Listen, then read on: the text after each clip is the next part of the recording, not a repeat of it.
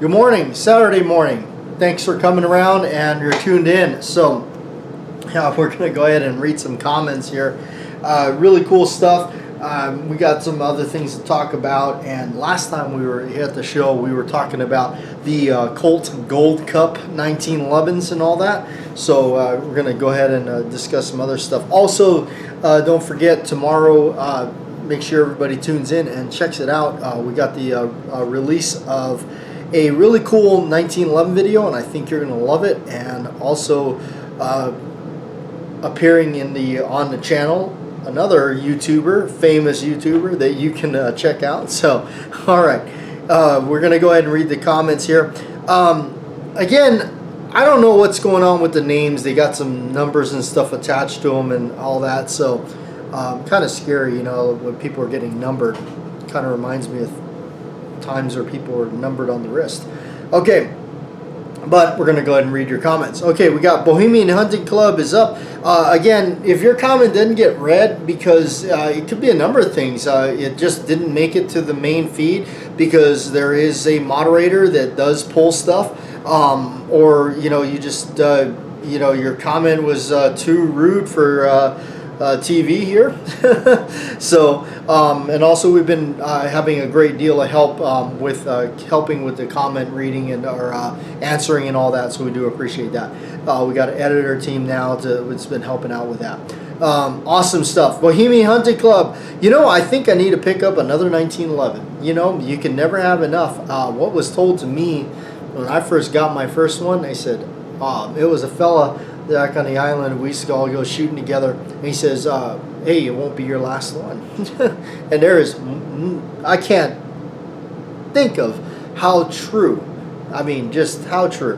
Beretta 9mm USA. What's up, guys? Another awesome radio show. My fellow left-handed shooter. Yeah. I'm glad the vintage 1977 Colt Gold Cup grip safety tang is blended better. True old school craftsmanship, my friend. Very nice. I'm not a huge fan of the Gold Cup series either. They definitely shoot well though. One of my best friends has like 3 of them. Wow, that's crazy. 2 of them in stainless and 1 in blued. 39 minutes 50 seconds. Yes, and there's some of you that don't know what that. Some few people have commented that. If you don't know what they're talking about, you obviously didn't stick around in the show. All right, Danger Man. One of the things I love about this channel is the details. I always thought the Gold Cup was pretty. It was pretty, but didn't know about the 230 grain issue. Only someone who has owned and shot one can give you all the details, good or bad. Nice to know before you invest into one. Like all the classics are not cheap. Yeah, they're not. They're definitely not getting cheaper out there.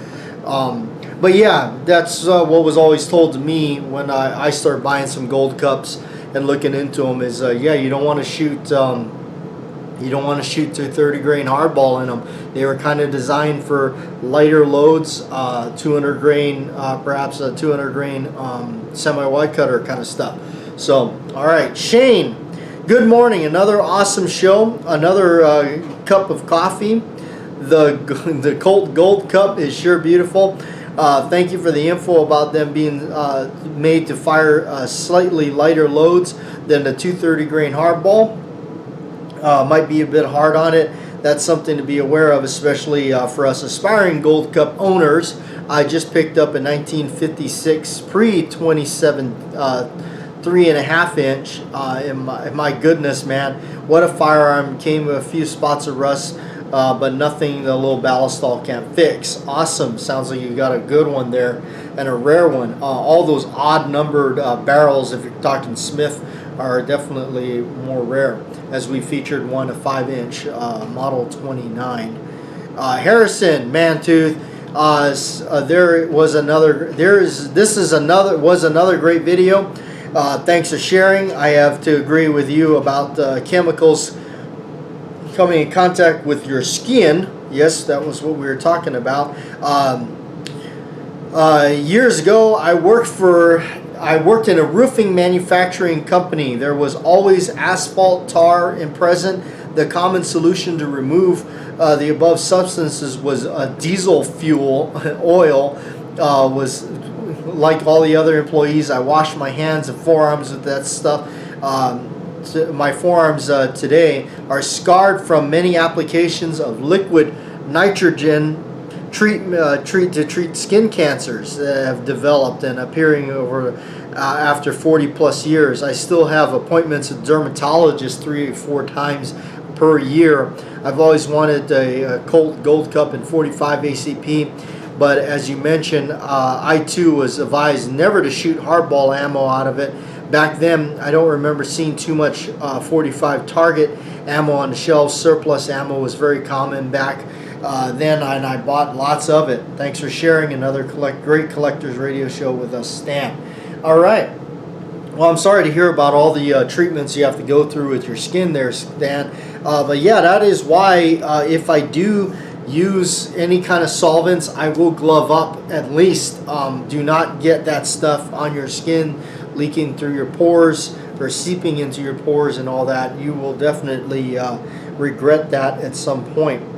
All right, Slim Fire, great Collectors Radio talk, lots of good info. I use Montana Extreme Copper Killer very sparingly because it has a very strong smell. It does. I've always wanted a hand-built 1911, been wanting one for a long time, and get one because the money is tight. I finally broke the piggy bank, that's right, and followed the Beretta 9mm USA's channel and channel's advice and ordered a Les Bear Premier #2 45 Auto. I should have it sometime next week.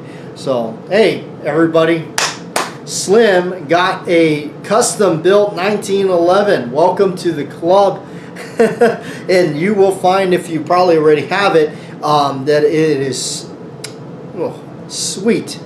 All right, Warren Nass. Best efforts the pronunciation of my town. Thank you. I tried. I'm really always, that is so cool that somebody from Australia that is tuned in right here. That is so cool. You know, I love that. I would love to come out to Australia and visit. That is just so cool. Thanks for your information on the Gold Cups. I thought about getting one in 9mm, either blued or stainless. Still, maybe Milton Sparks had one for years, and Larry Vickers had one when he was in Delta Force. What are your thoughts on GSG and Walther Colt 1911 22s? Actually, that is your comment there is why I brought out my 22 1911. To answer your question really quickly right there, Warren, I personally don't like the GSG ones because if I recall right, it requires some special extra stuff just to field strip it, to remove the slide on it. This one here I actually put together myself. It's got a aluminum lower with also aluminum slide, a stainless barrel. I kind of cobbled this gun together, but it takes down like a standard one, so that was important for me. But yeah, I don't like it when it requires special tools or weird stuff to take them down. But we'll talk more about that as soon as we get on here. All right, David, I have a Series 80 Gold Cup. I know some people trashed them, but mine shoots really good. I have a couple Series 80s. I don't mind them at all. They're, and I think I mentioned to you or replied to you in a comment that most of the time you can't even tell the difference because they're made. I mean, they're made by Colt, so I'm really happy with it. I have some military 1911s and clones. I just love the pistols. Yeah, absolutely. Good stuff. All right, Tinman. I stuck around for the full 39 minutes and 52 seconds. Time is well spent on a great video. We appreciate that. Thank you. And my brother gun enthusiast over there. Thanks for the shout out, bro. I really appreciate it. And you are right. I'm always watching. I don't always leave a comment, but I'm always watching. Love what you do here, brother. Keep doing what you're doing, and I will do. And I appreciate that, brother. And you have a great channel. You and I go back a long time, like even back when we first began.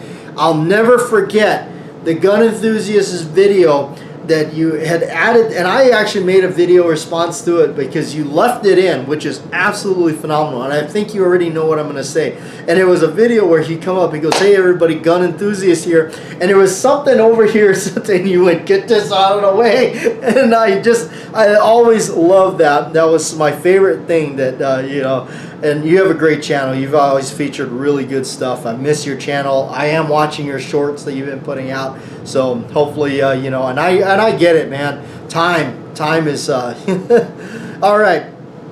Beretta 9mm USA. I stayed the 39 minutes. I enjoyed looking at 1911 pistols, classic pistols, awesome stuff. Beretta 9mm USA is also, they just did a video on another really good, nice 1911 for the money that they were featuring on there. I checked that out. That was pretty cool. All right, JW. Hey, JW, you mentioned the YouTube alterations to the screen names. We can make changes to our screen names to move the YouTube codes away. I believe I'm going to add ellipsis or two behind my initials.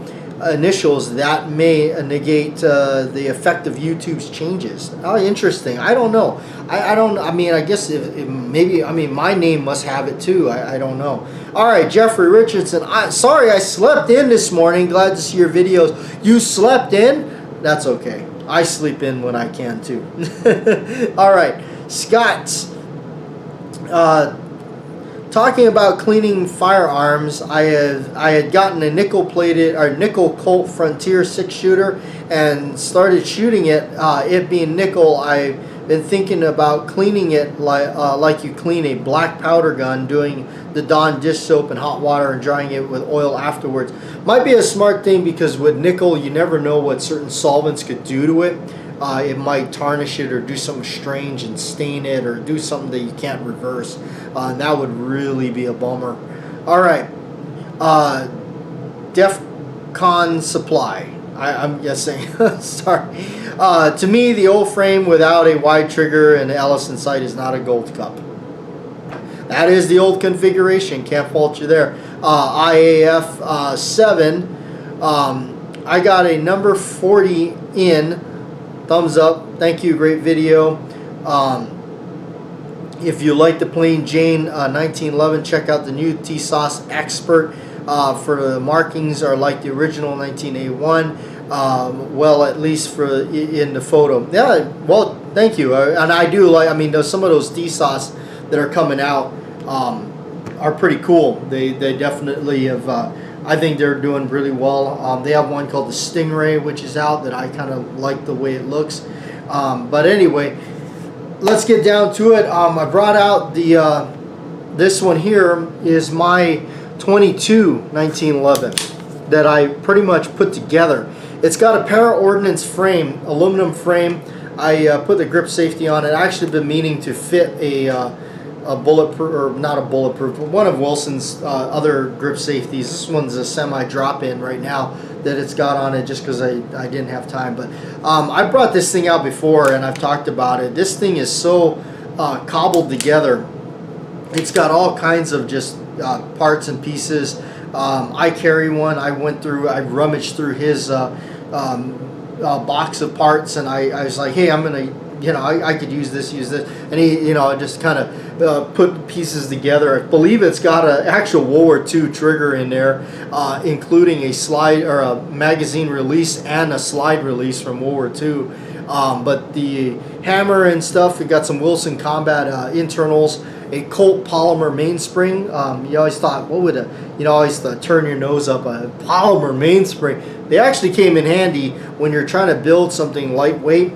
That right there is a big asset. And I know I normally like the arch mainsprings, but I didn't have an arch mainspring polymer. Although you can get some that are a little bit more different in aluminum, that would be nice.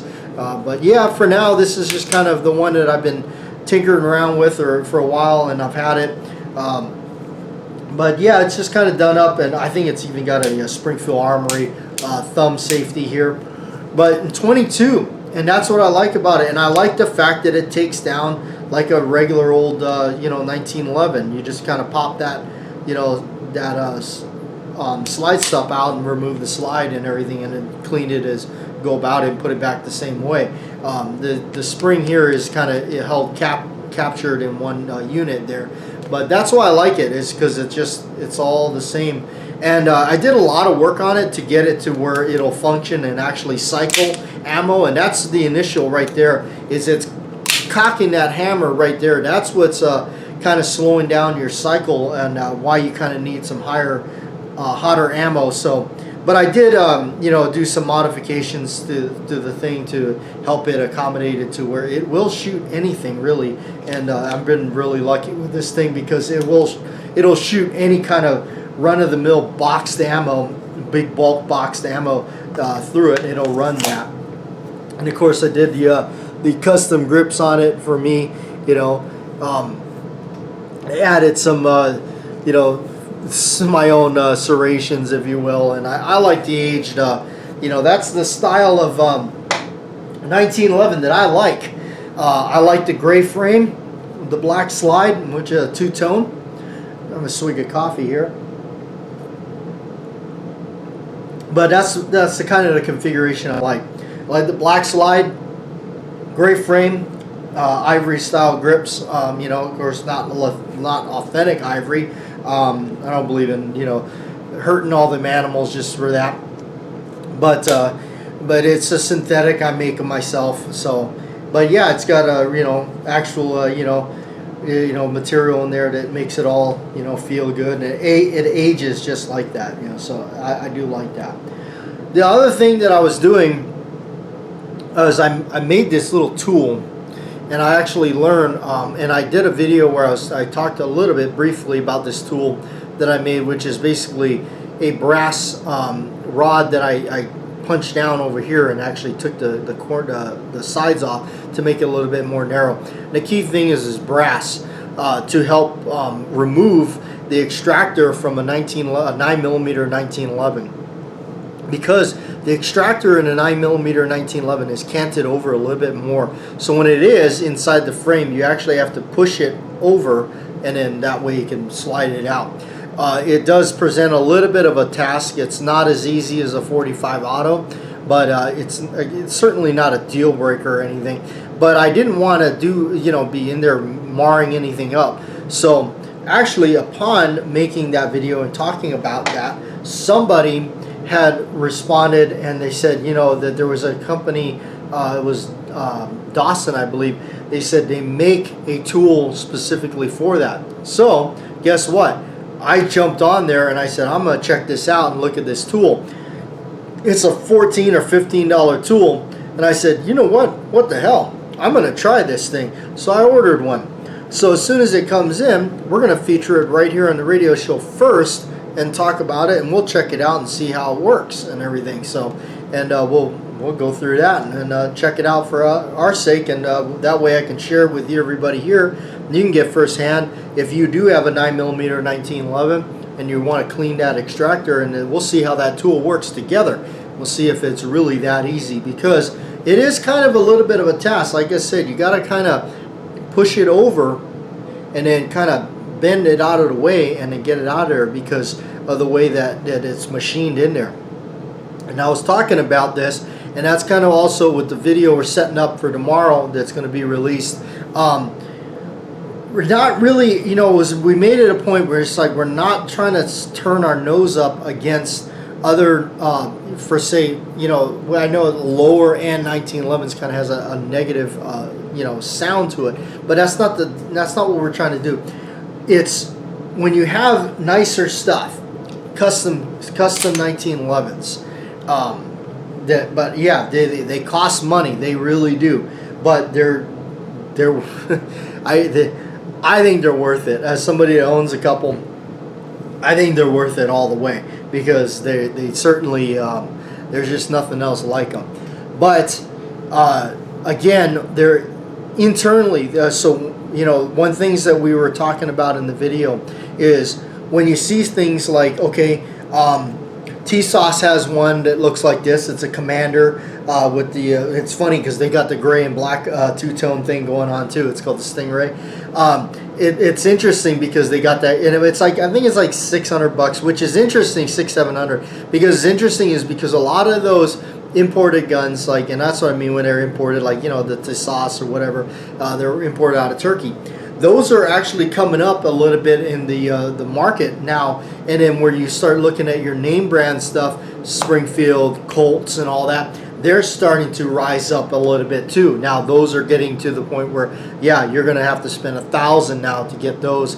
But it's interesting because I always said, look, like even far back when I got my T-Sauce, remember, you know, those were $300 1911s. Great deal, great bargain. You know, awesome range gun. Take it to the range, blast away, and that's mostly all it is for me anyway. But remember this: they cut corners somewhere. They're not going to build you the same gun for a fraction of the price that, say, like, you know, a $5,000, you know, Wilson Combat is going to cost. They're not. They're going to cut. There's somewhere they're cutting the cost. And my belief is in the steel. Then you're dealing with cast parts, MIM parts, all that kind of stuff. And there is different, I believe, different qualities of those kind of setups if you're going to do. I personally busted a thumb safety right off of one of those type of 1911s. All I did was engage it off, and it busted it right off. I personally broke an ejector. I'll actually go ahead and field strip, and I'll show you what I'm talking about. This is an ejector right here. This is what kicks the casing out. So when it comes back, it's going to bump into that and kick the casing out. Okay. This is a 9mm ejector because that's what I just have it set up in that. It's actually in this gun it doesn't use any. It doesn't need it because it's got its own setup here. But the reason I put it in there is because when the gun's together in the back of the slide, they had a cap right there and I didn't like it. But anyway, that is. What that's doing is as the casing's coming back, it's hitting that and then, you know, allowing it to kick out. I've actually broke one of those. I busted it straight off, and it was a 9mm, and I was like wondering why I was having some extraction issues, and lo and behold, I took it off to clean everything. I said, oh, that might be why the ejector is broken. So there, you know, you get companies like Wilson and what they're doing when they're building them out of solid tool steel, and they're milling them out of, you know, direct steel and everything. Those are not MIM, cast, or anything like that. The same thing with their extractors. The extractor needs a bend in it to work. If you overbend, if it's too far bent, then it's too tight, and you could run into problems there. So it's kind of a sweet spot, Goldilocks kind of thing you got to deal with. But when they're already machined to the right bend that Wilson does, then now you got a piece of steel that's been milled that way already. So it's not like it's been bent, heat treated, and all that, where eventually it's going to soften and go back to where it originally was and where it wants to be, its comfort zone. So that's kind of the way it is. That's kind of the same theory when people were squeezing slides and peening rails on 1911s. Eventually that gun's going to want to settle back to where the metal was. Also down here in town, another example of that is that they're really big on the cowboy action shooting, where they won't work on 97 Winchester 97 shotguns anymore because they're old and worn out. But also just the gunsmith would do all the work, but eventually that steel wants to just settle back to where it was in its resting place where it wants to be. So they were having trouble with that. So they kind of got to the point where they were only working on such as Norinkos and things like that. So there's kind of things on that, you know. And I hate to sound like a fanboy of certain things, but I am in favor of Wilson Combat stuff. Especially their 1911 magazines. These are my 9mm 1911 magazines. I won't use any other one. I mean, that's the way it is. I know this works. I know that's what's going to work. So if I'm going to spend the money, that's what I'm gonna buy. You know, this is either the ETM magazines here, or like they got the Vickers Elite magazines here, where the tube is completely sealed up. You can see there the difference between that and the ETM magazines, where they have the witness slots that were moved to the more of the rear. But when it comes to shooting 9mm in the 1911 platform, definitely I must say, I'm way behind, or stand 100% behind the Wilson Combat magazines. There's no other way to go for me, because I've never had a problem, and I honestly know that if I'm having issues with it, I can almost 100% say rule out the magazine as a problem if you're running a Wilson Combat magazine. Of course, you need to replace parts on them like anything else. The springs are going to get worn over time. Followers may wear down. I've had to replace a number of my 45 auto magazines with new springs and followers in those, because they weren't even locking the slide back in the last round, so they're getting a little weaker, pushing up that. Of course, it's pushing up all that weight of the ammo and everything. So but yeah, I mean, everybody's whatever. I'm just sharing my thoughts on that. You don't have to go. There's all kinds of makers of 1911 magazines out there. People say, well, there's Checkmate, make some McGar, all that kind of stuff. I just kind of personally, that's what I stick with. I know that works. I know I've had good luck with them. I can roll through with the to a range trip and never had problems with those. So that's just what I'm rolling with myself. So anyway, I do appreciate everybody coming around and hanging out. We'll go ahead and we'll go through some more stuff together and everything. And of course, when that part comes in, I will feature it right here on the show and everything. So, and we'll see how it goes. Also, you know what? Before I get out of here, I actually had a customer service deal that I went with Dillon Precision. Of course, I got a Dillon machine. I run the 650 XL. I've had the machine for like 15 years. What was happening was the primer arm, indexing arm, wasn't rotating the wheel anymore to index the thing, because the spring was shot. When I dismantled it, I realized, oh yeah, that spring is done for. But I called up Dillon and I explained what had happened. They sent me the indexing arm and the spring as a new replacement part for free. So they're pretty good on taking care of you. That's really awesome. And I do stand by their machine, because you know what, I tell you, their machine does, I mean, when it comes to reloading and making 9mm, especially because it's so small, I like to run the progressive press on that, because it definitely saves some time. And I like the fact it's got all the bells and whistles, powder checkers. There I go again, selling you a Dillon machine, but I think they're worth it. Anyway, thanks for tuning in. We'll see you next time.